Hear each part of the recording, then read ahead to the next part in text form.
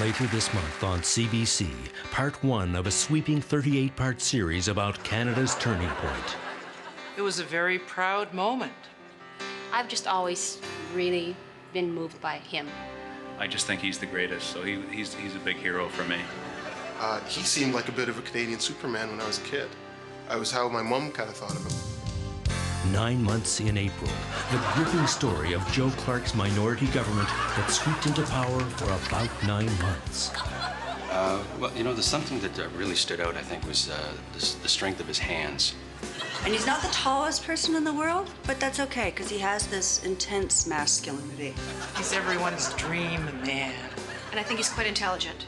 And he falls off the wagon a lot, and I like that about him. Someone once said that it's like when you get in a car accident and just at that intense moment, everything seems to move in slow motion. That's how he saw it all the time.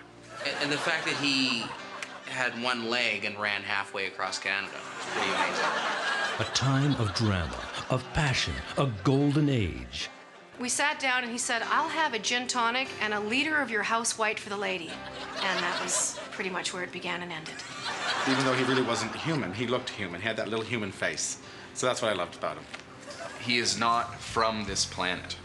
You know, with the exception of a few things, the heroin addiction, I've tried to follow his life very closely. He farted a fair bit, but that was sort of made for good humor. Oh, I dropped my pants once. Can we talk about that? 9 months in April, a 38-part documentary on CBC.